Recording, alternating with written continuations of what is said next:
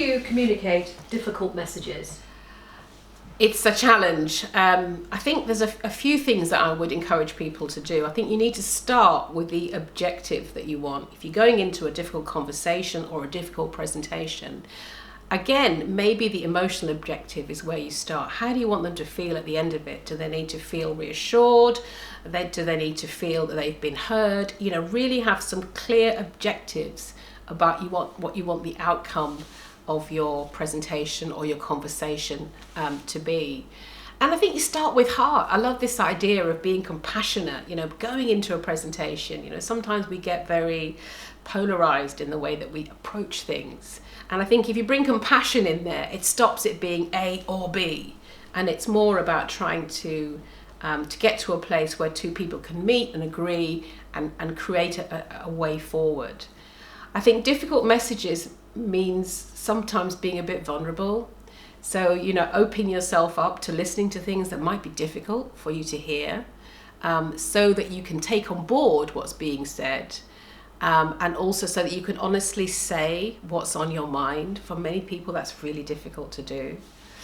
So difficult messages comes up. They're different strategies in different situations, but I think being authentic and being honest will serve you well. I'm interested about what you're saying about passion and about heart and about being compassionate to people. Yeah. Is that your motivation behind writing this book?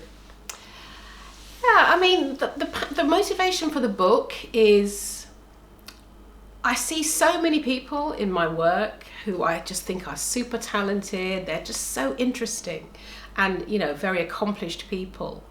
And often they do feel that they could do their presentations better but don't know how.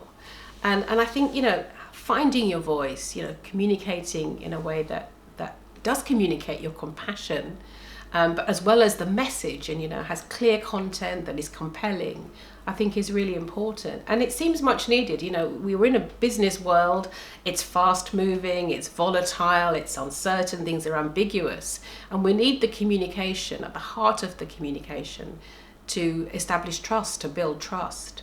And I think what I'm about is communications that build trust, that can then change organizations, that can inspire people.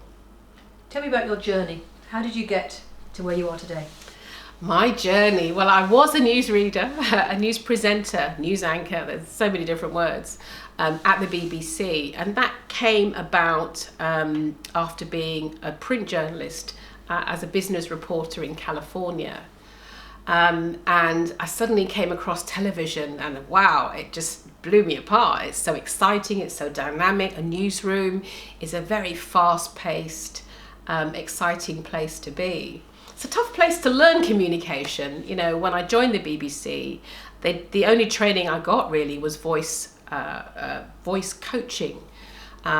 You know, I was going in to read news bulletins, to present news programs. So they did spend quite a bit of time, maybe 6 weeks, working on my voice. And the main thing was slowing me down. You know, I am very fast and I've got a lot of passion. I'm very interested in what I do, but that doesn't work for an anchor. So my journey took me into broadcasting, into a newsroom. It's also taken me into the classroom at INSEAD. INSEAD is a leading business school, and I work with MBA students and executive students on their business communication and on their presentations. And the work I love doing one-to-one is executive coaching, because you get time to spend with someone, you know, 6 months or a year, and you have this long-term view and you really can make change happen. So the last part of my journey, I suppose, is the book. You know, I'm so passionate about communication and sharing my experiences and things that have worked for me, as well as what I've learned along the way. The book is the latest part of my journey. And if there was, say, one key takeaway from this book, from me having read it, what might that be? Be bold. Go into business presentations authentic. Be yourself. Really be yourself. Don't be this leader that you think you need to sound like and look like. Actually take the essence of you in there, and that's enough. You know, be bold and be who you are. And finally, why should I buy your book?